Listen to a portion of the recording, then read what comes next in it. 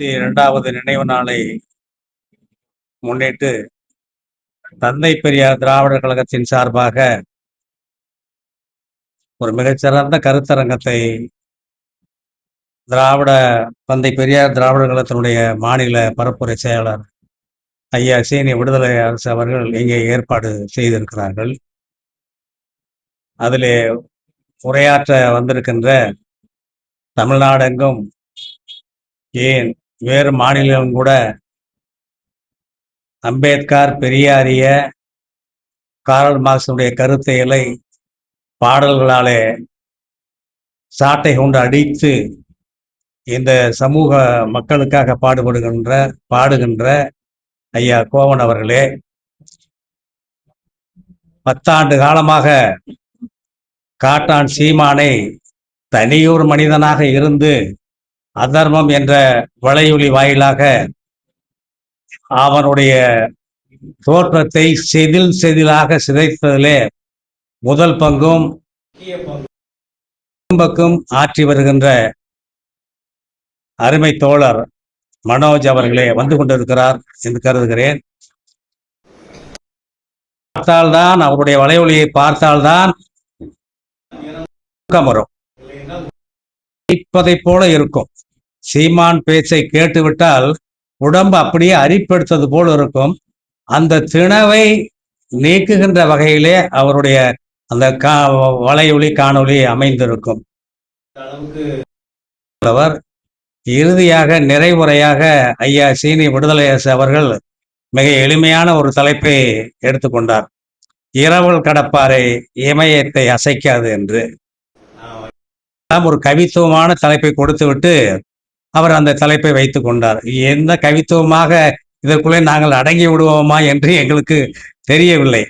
ஆனால் அவர் உடனடியாக எதுவாக இருந்தாலும் எதிர்வினை ஆற்றக்கூடியவர். திருவரங்கத்திலே ஒரு தொடர் கூட்டம் நிகழ்த்தி இருந்தார். அதில் ஆர்ப்பாட்டம் இல்லாத ஒரு தலைப்பு, எப்பவுமே அவருடைய தலைப்பு என்பது அண்ணா வழியில் அயராது உழைப்போம், ஆதிக்கமற்ற சமுதாயம் அமைப்போம், இந்தி திணிப்பை என்றும் எதிர்ப்போம், வன்முறை தவிர்த்து வறுமையை வெல்வோம், மத்தியில் கூட்டாட்சி, மாநிலத்தில் சுயாட்சி என்று கருத்தியலின் அடிப்படையிலேயே அவருடைய செயல்பாடு இருக்கும். அந்த வகையில தான் சூழருக்கும் பணங்கருக்கு என்ற தலைப்பை எனக்கும், மருண்டு வாழும் தமிழருக்கு வாழ வைக்கும் அருட்பெருக்கு என்ற தலைப்பை தோழர் ஐயா கோவன் அவர்களுக்கும், மக்கள் நெஞ்சின் மலிவு பதிப்பு, வஞ்சகர்கோ கொடிய நெருப்பு என்கின்ற அதர்ம மனோஜிற்கு அந்த தலைப்பும் கொடுத்திருக்கிறார். மனோஜுக்குள்ள அடங்குவாரா என்பதுதான் எனக்கு சந்தேகமாக இருக்கிறது. இருந்தாலும் கூட அவருடைய உரைதான் இங்கே மிக சிறப்பாக அமையும். அதை கேட்பதற்காகத்தான் நாங்களும் கூட வந்திருக்கிறோம். கலைஞர் சொல்லுவார்,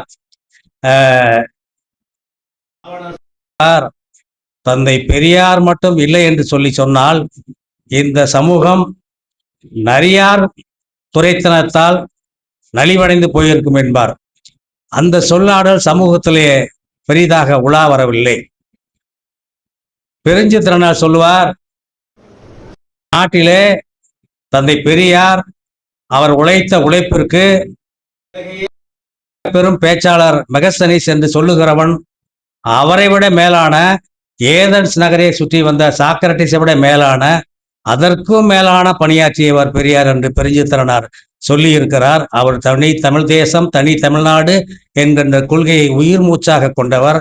அவருடைய சொல்லாடல் இந்த சமூகத்திலே பரவலாக வரவில்லை, காதுகளிலே கிடைக்கவில்லை. அதே போல பாரதிதாசன் சொல்லுகிறார், தொண்டு செய்து பழுத்த பழம் தூயதாடி மார்பிலும் மண்டை சுரப்பை உலகுதலும் மனக்குகையில் சுரைத்து கொள்ளும் என்றெல்லாம் சொல்லுகிறார்.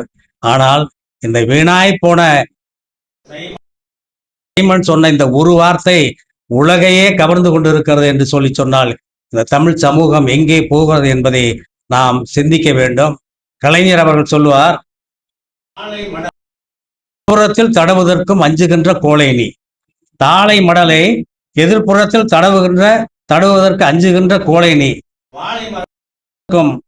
வாழ்பிடிக்க தெரியாத கோழை, குறுகிய நோக்கிற்கோர் அடையாளம் பூணூல் மார்பில் குள்ள நரி செயல் உதிக்கும் கூணல் உள்ளம், ஆரிய கொள்கை கூறும் சுவடி கையில், வாள் என்றால் வானரத்தின் வாள் என்றால் வேள் என்றால் கருவேல மரம் என்றும், களம் என்றால் நெல் குவிக்கும் இடம் என்றும், கருதி வாழும் உறுதியற்ற கூட்டத்தின் உறுதுணைவன் குஞ்சு ஆரியத்தின் கருவருக்கும் சூழ்ச்சி உண்டு, அதன் சுழற்சியிலே சிக்காதார் அவனியிலே யார் உண்டு என்று சொல்லுவார்.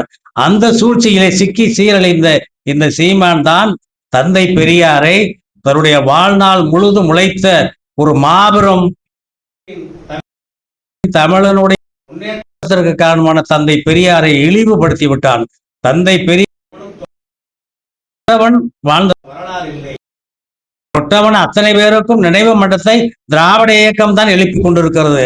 ஒரு காலத்திலே சீமான் மரித்து போகிற காலத்திலே இதே அவர்கள் இருந்தால் கூட அவனுக்கும் கூட நினைவு மன்றத்தை எழுப்புவதற்கு அவர் தாராளமாக முன் வருவார். அந்த வகையிலே தான் இந்த சமூகம் இருக்கிறது. இந்த ஒரு தலைப்பு என்பது மிக கடினமாக இருக்கிறது. சீமானுடைய அந்த அரசியல் இருக்கிறதே மோசமான அரசியலாக இருக்கிறது. இன்றைக்கு தந்தை பெரியார் அவர்களுடைய போராட்டத்தை நீ ஒரு போராட்டமாவது நடத்திவிட்டு அவருடைய உழைப்புக்கு மேலாக உழைத்துவிட்டு நீ அவரை குறை சொல். தனி தமிழ்நாடு கேட்டு போராடியவர் தந்தை பெரியார். 1938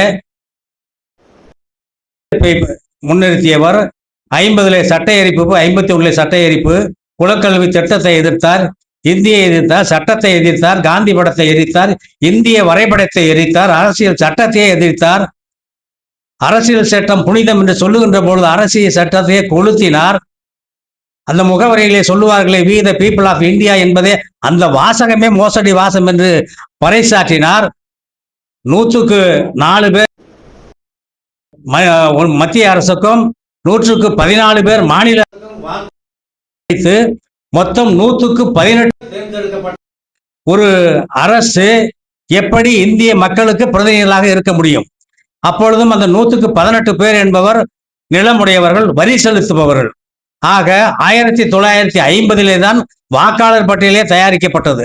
அப்படி 50க்கு முன்னாலேயே நடந்த அந்த தேர்தலிலே 18 பேர் வாக்களித்து ஒரு அரசியல் சட்டத்தை உருவாக்குகிறார்கள் என்று சொன்னால் அது எப்படி முழுமையாக தமிழ்நாட்டு மக்களுக்கு பொருந்தும் என்ற குரல் கொடுத்தவர். அதனாலே அரசியல் சட்டத்தை எரித்தார்.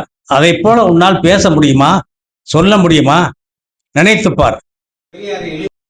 சொல்லிவிட்டு போகிறாய். ஒருவேளை தந்தை பெரியார் அவர்கள் பிறக்கவில்லை என்று சொன்னால் ராமநாதபுரத்திலே நான் ஆடு மாடு மேய்த்து கொண்டிருப்பேன் என்று சொன்னாயே, அப்பொழுது என்ன உனக்கு? அப்பொழுதும் சாப்பிட்டு அதை சோறு தானே சாப்பிட்டுருப்ப, இப்பவும் அதானே சாப்பிட்ற.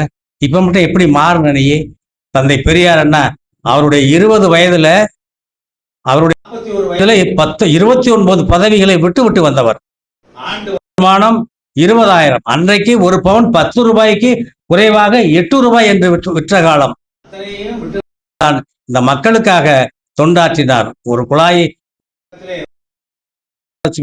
ராமசாமி கல்லூரியில ஒரு விழாவிலே கலந்து கொள்ளுகிறார். இந்த கல்லூரியை நாம் 1938 இந்திய எதிர்ப்பை மிக தீவிரமாக செய்து கொண்டிருந்த பொழுது இங்கே இந்த ராமசாமி சீதாலட்சுமி உயர்நிலை பள்ளி ஆரம்பிக்கப்படுகிறது. 1938 தான் இந்த பள்ளி ஆரம்பிக்கப்படுகிறது. அதற்கு பிறகு 1981 தான் கல்லூரியாக வருகிறது. 1938 வாக்கிலே தந்தை பெரியார் அவர்கள் இந்த கல்லூரியிலே உரையாற்றுவதற்காக அந்த ராமசாமி ஐயர் தந்தை பெரியார் அவர்களை அழைக்கிறார். பெரியார் அந்த பள்ளியிலே அவரை பாராட்டி பேசுகிறார். கேட்கிறார், ஐயா நீங்க பிராமணர்களை மிக கடுமையாக திட்டுவீர்களே, இங்க என்ன நியாயம் என்று கேட்டார். இல்லை, இந்த பகுதியில் நாம் இதையெல்லாம் நினைத்துக் கொண்டிருந்ததுதான் நான் செய்கிறேன். 38 ஒரு பிராமணர் ஒரு பார்ப்பனர் பெண்களுக்காக ஒரு கல்லூரி ஆரம்பிக்கிறார் என்று சொன்னால் அதை நான் பாராட்டியாக வேண்டும். நான் நினைத்ததை அவர் செய்கிறார், அதை அவர் செய்தால் என்ன, நான் செய்தால் என்ன சொல்லுகிறார், அதற்காக நான் அவரை பாராட்டுகிறேன் என்று சொல்லி சொன்னார். அதற்கு பிறகு 84 தான் அது பெண்கள் கல்லூரியாக மாறியது. ஆசியாவிலேயே முதலாக தஞ்சைக்கு அருகே இருக்கின்ற வல்லம் பெண்கள் பல்கலைக்கழகத்தை தந்தை பெரியார் அவர்கள் தொடக்கி வைத்தார். அப்படியெல்லாம் தொடக்கி இந்த தமிழகத்தை முன்னிறுத்திய தந்தை பெரியாரை எவ்வளவு என்று சொன்னால் நமக்கு மிகவும் வேதனையாக இருக்கிறது. வடவர் எதிர்ப்பு என்பது பெரியார் நெஞ்சிலே ரத்தத்திலே ஊறியது. கணவர் எதிர்ப்பு போராட்டம் நடத்துகிறார். அதிலே வந்து ஒரு கடையிலே, அந்த ஜவுளி கடையிலே ஆரியபவன் உணவு விடுதியில் நின்று போராடுகிறார். அப்பொழுதெல்லாம் மிக ஒரு 150 நாட்கள் அந்த போராட்டம் நடைபெறுகிறது. அதில் பெரியாருக்கும் துக்க நாள் 1948 விடுதலை அடைந்த நாள் துக்க நாள் என்று சொன்னது அண்ணாவுக்கும் அவருக்கும் கருத்து வேறுபாடு வருகிறது. வருகின்ற பொழுது அண்ணா வந்து அதை கொண்டாட வேண்டும் என்கிறார். பெரியார் அதை கொண்டாட தேவையில்லை என்று சொல்லுகிறார். இடையிலே பாரதிதாசன் இரவுக்கும் இடையிலே ஒரு சிறிய வந்து அவர்கள் இருவருக்கும் உள்ள ஒரு பிணக்கை ஒரு இலக்கிய நயமாக எடுத்து சொல்லுகிறார். தாய் குதிரை குட்டி குதிரை என்று அவர் சொல்லுகிறார். அந்த அந்த விடுதலையே ஐயா மிக நகைச்சுவையாக சொல்லுகிறார். ஒருவனை வீட்டிலே கட்டி போட்டு வைத்திருக்கிறார்கள், தூணிலே கட்டி போட்டு வைத்திருக்கிறார்கள். அவன் வந்து அடியே இங்க வா, மனைவியை கூப்பிட்டானா, வா எனக்கு சரியாயிடுச்சு, உலக்கையை எடுத்துக்கிட்டு வா, கோமணம் கட்டணும் அப்படின்னானா. அப்படித்தான் இருக்கிறது இந்த சுதந்திரம். எடுத்துட்டு வா கோமணம் கட்டுறான்னா எனக்கு சரியா போச்சுங்கிறான். அதுதான் இந்த விடுதலை அப்படின்னு பெரியார் மிக நகைச்சுவையாக சொல்லுவார். அதுல ஒரு வேட்டையாடுவதற்காக காட்டுக்குள் சொல்லுகிறார்கள். ஒரு தாய் குதிரையும் குட்டி குதிரையும் கிடைக்கிறது. இந்த தாய் குதிரையையும் குட்டி குதிரையும் ஒரு வேடன் வந்து வளர்க்கிறான். அந்த தாய் குதிரைக்கு வயதாகி விட்டது, குட்டி குதிரை இளமையாக இருக்கிறது. தாய் குதிரையை கட்டி விட்டு குட்டி குதிரைக்கு நன்றாக தீனி போட்டு கொழுக்க வைத்து வண்டியிலே கட்டுகிறான். வண்டியிலே பூட்டியதற்கு பிறகு அதை அளவுக்கு அதிகமாக பயன்படுத்துகிறான். கீழே விழுகிறது, வண்டி குடசாய்கிறது, தொடையிலே காயம் விடுகிறது. காயம் பட்டவனா தாய் குதிரையிடம் வந்து சொல்லுகிறது. தாய் குதிரை சொல்லுகிறது, நீ இதெல்லாம் அனுபவித்துத்தான் ஆக வேண்டும், வேறு வழி இல்லை என்று சொல்லுகிறது. தாய் குதிரையை தந்தை பெரியாராக உருவப்படுத்துகிறார், குட்டி குதிரையை அண்ணாவாக உருவப்படுத்துகிறார். அப்படி அந்த வேதனையை சொல்லுகின்ற பொழுது வேறு வழி இல்லை, இதனை அனுபவித்துத்தான் ஆக வேண்டும் என்று சொல்லுகிறார். அதற்கு பிறகு அந்த குட்டி குதிரையும் கொடுமை தாங்க முடியாமல் முரண்டு பிடிக்கிறது. வேறு வழி இல்லை, அந்த குட்டி குதிரையின் மேல் ஏறி சவாரி செய்யலாம், வண்டியில் போட்டாவிட்டால் என்ன, ஏறி சவாரி செய்யலாம் என்று அந்த ஏறி சவாரி செய்வதற்காக அந்த குதிரையை பயன்படுத்திக் கொள்கிறான். அப்பொழுது அந்த குட்டி குதிரை அப்பொழுதும் கடிவாயில் அதை வந்து தன் தாய் குதிரையிடம் புலம்புகிறது. அப்பொழுது ஒரு பாடலை சொல்லுகிறார். அடிமையே எனக்கு சொல்லிட்டாங்க, எனக்கு விடுதலை கிடைச்சிருச்சு. இந்த குட்டி குதிரை சொல்லுகிறது, அம்மா இருந்து என்னை கழட்டி விட்டுட்டான் அப்படின்னு சொல்லுது. அந்த குட்டி குதிரை கிட்ட வந்து தாய் குதிரை சொல்லுது, விவரம் தெரியாம சொல்றியே, என்ன உனக்கு விடுதலை கிடைச்சிருச்சு, கடவாயில ரத்தம் வருது, வண்டியை தான் கழட்டி விட்டானு தவிர அவன் ஏறி உட்கார்ந்த உடனே கடிவாளம் போட்டிருக்கானே, இந்த கடிவாளம் அடுபடலையே, வாயில ரத்தம் வரலையே வருதே, இதை நீ உணர மாட்டியா அப்படின்னு அந்த தாய் குதிரை கேட்கறது. அதை ஒரு பாடலாக பாரதிதாசன் அவர்கள் முன்வைக்கிறார். அடிமையே உனை பிடித்த ஆங்கில வண்டி இல்லை, வன்முதுகில் ஏறுகின்றான், இருக்குகின்றான், கருதி நாய் இல்லை, வாயில் வரிந்துடும் குருதி காணாய், வழி இல்லை வியந்தாய், அந்தோ சேர்த்தாய், வீழ்ந்தனை அடிமை சேற்றால் விடுதலை விழா மேற்கொண்டாய், ஆழ்ந்து பார் உன் நாடெங்கே, அருங்களை ஒழுக்கமெங்கே, தாழ்ந்து தாழ்ந்து எவனை நீ போய் தாங்கிட ஒப்புகின்றாய், கடிவாளம் பிடிப்பதற்கு அப்பால், கடிவாளம் பிடிப்பதற்கு அப்பால், என்ற நெடுங்குன்றுக்கு அப்பால், காட்டுக்கு அப்பால், மடிவிழா கலைச்சொல் பூக்கும் மணிப்புணல் ஓடை தன்னை உடைய புல்வெளியில் அன்று தாய் என்ற தன் குட்டியை பார்த்து கொண்டு அது இறந்து போனது. அப்பொழுது பேராசிரியர் ராமநாதன் அவர்கள் சொல்லுவார், தாய் குதிரை இருக்கிறது, குதிரையாக உருவகப்படுத்திய பாரதிதாசனும் இறந்து விட்டார்.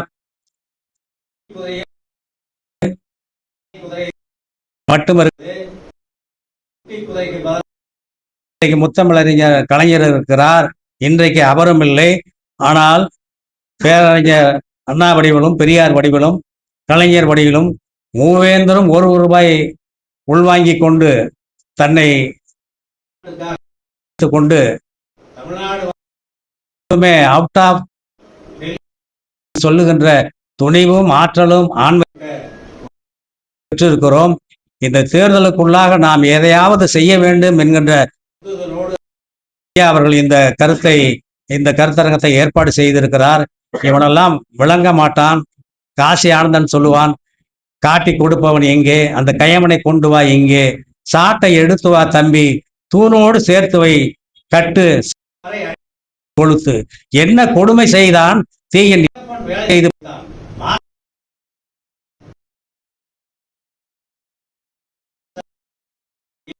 சும்மா விடுவதனில் பெரும்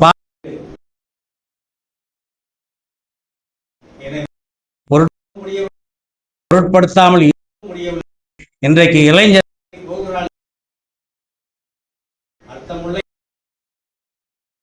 சொல்லுவார், தந்தை பெரியாரை பற்றி சொல்லுவார்,